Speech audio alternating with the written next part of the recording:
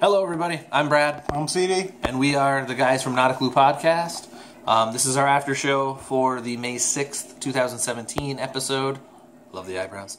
You can find us at Spreaker.com on Spreaker.com/show/Not a Clue Podcast on most Saturday nights around 10 o'clock p.m. Eastern Time. You can like us. Spreaker, not speaker.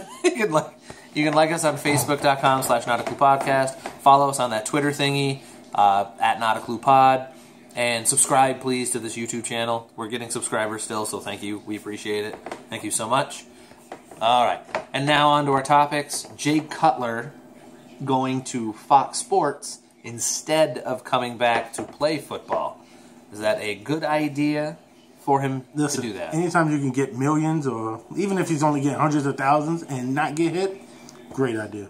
Do you think he wants to play?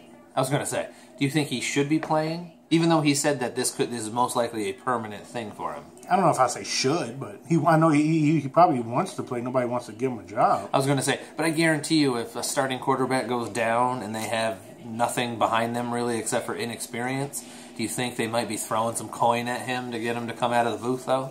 Him or Romo. Depending on that contract. I was going to say, Romo has already said no, that he wouldn't, unless it's a certain team, basically. It's easy to say that now. Yeah, when it's May. Yeah. So do you rule him never coming back? Or do you... Who, Cutler? Yeah.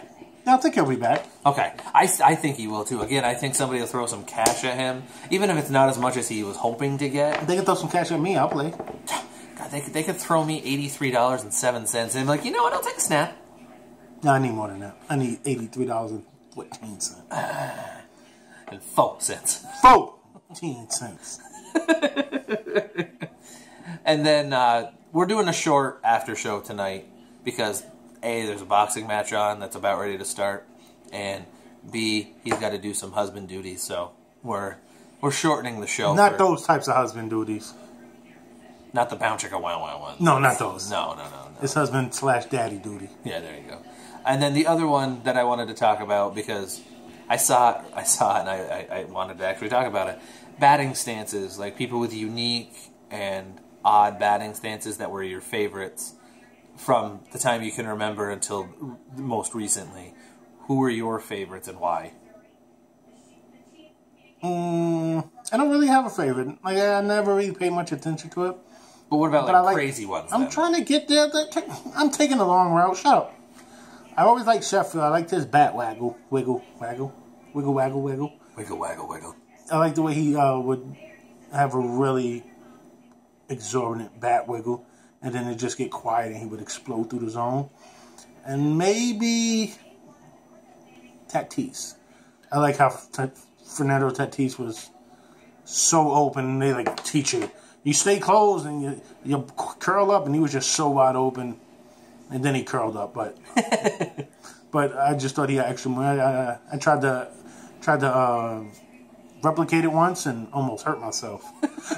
But Sheffield with the bat waggle at the top, I loved it. For the record, when you get out of bed, you hurt yourself. I hurt myself just sitting here a couple minutes ago. My favorites were Julio Franco, that over the top, like he was almost hitting his hip on the other side. Yeah. And somehow would still whip around and hit it. He's still, when he's 103 years old, and he still can do that swing. He's one-on-one. It's not as exaggerated now because it's a lot slower, but a little bit slower, yeah. And then my other one was a guy named Wally Backman from the New York Mets. I love Backman. And it was like this. He had it drooping toward the ground. Like and then all of a sudden it would cock up and wing. And he held it like it was a toothpick. He did, yes, yeah. He held it like it was like he found a dildo. And it was like, what is this? I don't want to touch it. I don't want to hope ball's coming. And then you would hit it. Maybe I could use this. Yeah. You know who else? Not Kevin Moss. Matt Noakes. Oh my God, that's a name I haven't heard in forever. No, Jim Leyritz with the crazy straight front leg.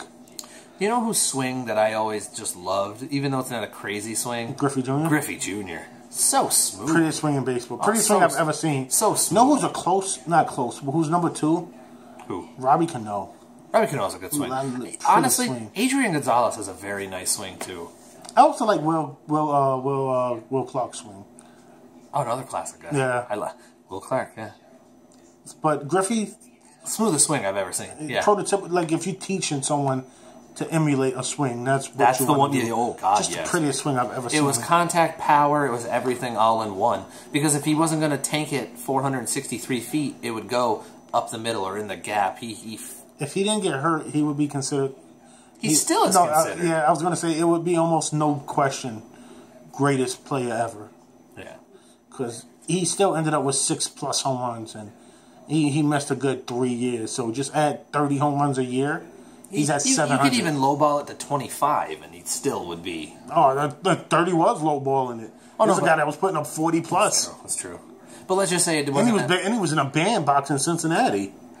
Yeah, when he was playing a Great American, yeah.